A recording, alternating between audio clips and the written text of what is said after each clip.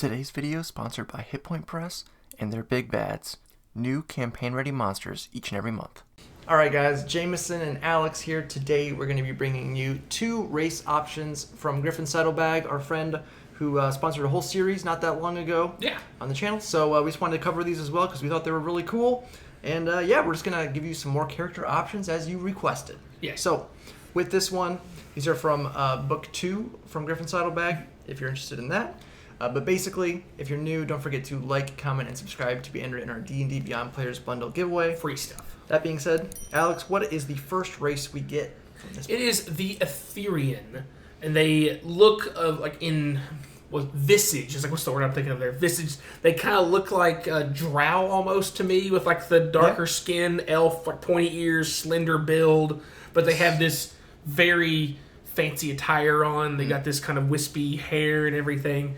So it makes me think of a drow in physical appearance. I think it does mention on here, yes, that they tend to typically have light gray skin. Yeah. And then, of course, they have eyes and hair of purple or magenta is the common. Yeah. So it is definitely got some flair. Some Pizzazz. peacocking going on. Yeah, that's right. And you're just like the hair just... a little purple fire on your head kind of thing. That's what it makes me look like to me. Purple flame, what's that? Sure. You're getting charisma of +2, and then any other ability score of +1. It's interesting that they say it matures the same rate as humans, but they live a few years longer.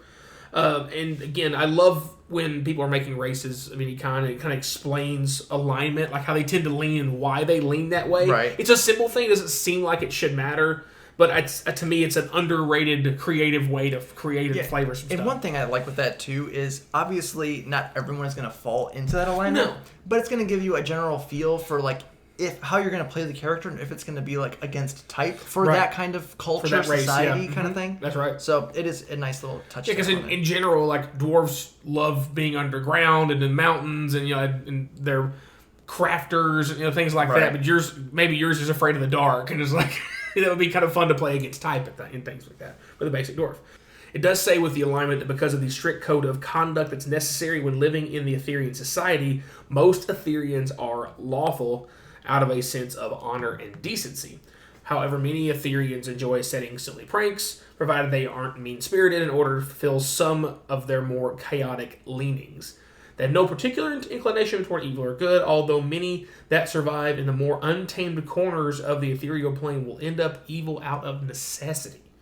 So yeah, it's just one of those, like, hard world. Yeah. You got to do what you got to do to get by. To survive, yeah. The survival of the fittest seems very, very normal there. Medium size, speed of 30 feet, and then while on the ethereal plane, which we'll get more in here in a second, the speed increases to 35 feet. Yes, so it gets a little interesting here pretty quickly. Yes. Obviously, you're going to get dark vision. It makes sense. They kind of feel into that kind of border ethereal, kind of elvish kind of feel to them a little bit, so it makes sense to have some dark vision. And then the main features on here, which are first is Misty Sight. Your eyes are naturally attuned to the border ethereal, allowing you to always see out of your normal range while on the ethereal plane. You can also use a bonus action to focus on seeing the unseen.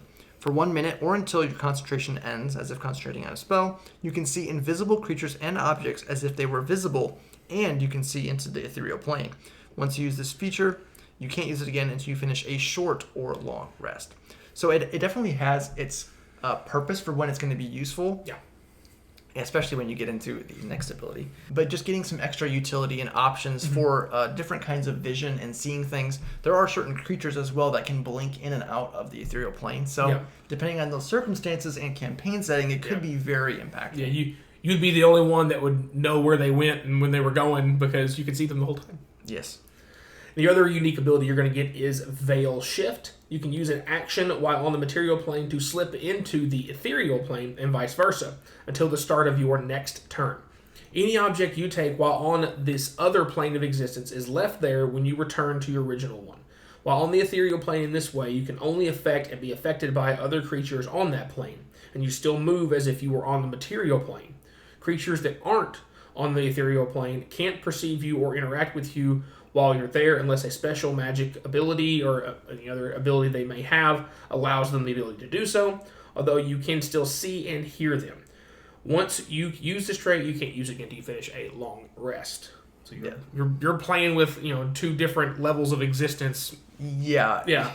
You can do some shenanigans, but it is incredibly limited. Once per day. Yep. So it definitely can come into play as a defensive option, I think, for sure. If you're like, I'm going to die. That's exactly what I'm thinking of. Or you use it as, like a bait. Like you run out in front of a big creature and you're like, hey, come get me. And then it comes to you and you peace out and dash back, like way back. So when you come back, you're further away from it. You can set up some stuff, especially if you're creative with that.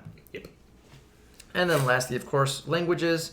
You get common and one other language of your choice. It says they do tend to learn languages of neighboring creatures from the material plane. So you're probably not going to pick something like Infernal or Celestial because those wouldn't be neighboring into the material plane. Nope. Second option we have from this book is the Geleton race, which is essentially like an ooze-covered humanoid type creature. And it says basically over time, usually about a month, they begin to grow consciousness and into a fully sentient being, as is normal for creatures to adapt as they get bigger.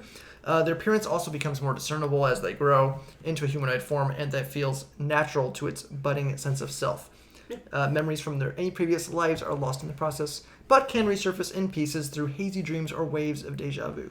So with this, they kind of have this feel of like a symbiotic fusion, it says, of 2 semi-conscious life forms, which would be oozes and reanimated skeletons. So with that kind of, dual consciousness kind of feel, it kind of has a similar vibe to me, at least, as the newer Kalishtar race, where it has that kind of like spirit ancestor guidance kind of feel. Or if you kind of go along with depending on how you play it, of course, because there's not really much going on in the actual mechanics with that kind of dual consciousness, history going on. But if you wanted to RP it, that's something that you could, of course, work with your DM to do that kind of thing. So, onto the more mechanical side of things, you're getting a +2 to Constitution and 1 of any choice. Their age is interesting because it says they come to life fully matured but may resemble a younger or older creature, and their full lifespan is unknown. But in general, they live for about a century. So, normal, for a lot of humanoid-like races in that age. Alignment is kind of varied, essentially, based on where their past life experiences may be molded on that, or it may be just molded by the company they keep, kind of become chameleon-like, which makes sense. They're oozes, and they form to what they want to form to be. They form to society, or they choose not to, kind of thing. You could be medium or small as a choice. 30-foot walking speed, dark vision of 30 feet.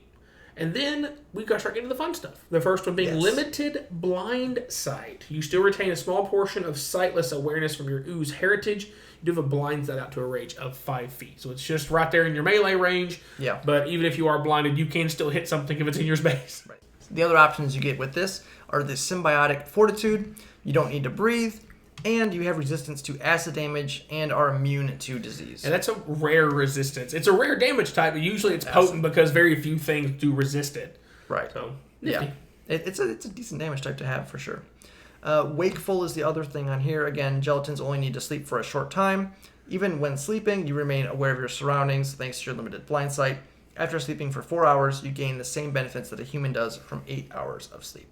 So it's kind of just like elves with their trance, or Warforged, or a lot of these newer races. The inert, stand stage or whatever they call it. Yeah. And then again, common and 1 extra language of your choice.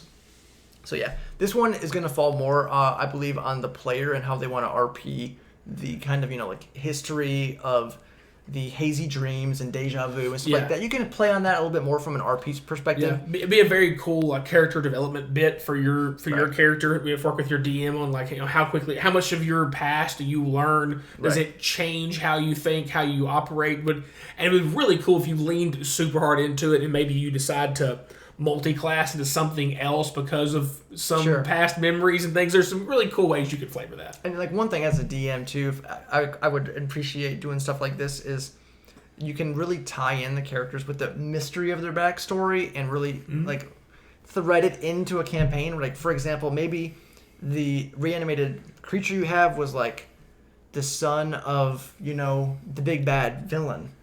So he sees you. But he doesn't know it. Yeah, or maybe he does know it. He wants to kill you to get back, reanimate. Maybe he wants to cast, true resurrection on his son. So he wants to kill that character, and he's like, I don't know, you can do a lot of shenanigans with stuff like that. Sure you can. For sure, especially as a DM. But yeah, this one, again, not a whole lot mechanically going on. It's more for the flavor and RP that you're going to be adding those extra bonuses.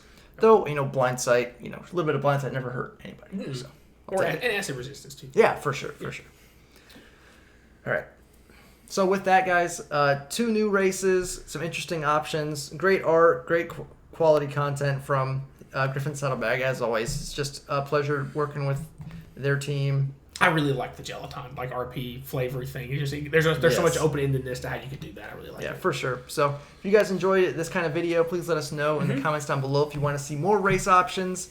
Or other character creation options. Let us know. We know we doing subclasses until he starts to lose his hair. Don't worry, you're going to keep getting subclasses. because we love doing them, and it gives us lots of ideas and thoughts, as well as I'm sure it does for you too, for creating your own stuff. Getting lots of options. I sure hope so anyway. But yeah, that's going to be it for today, guys. If you enjoyed the video, don't forget to like, subscribe, hit the bell notification so you know when all of our new videos are coming out. Thanks again to our sponsors. Check out the link down below with that. Absolutely. And as always, thanks for watching. Thanks to our sponsor, Hit Point Press, and their big bads, bringing you a new boss each and every month. Paragon the Weathermaker is October's big bad.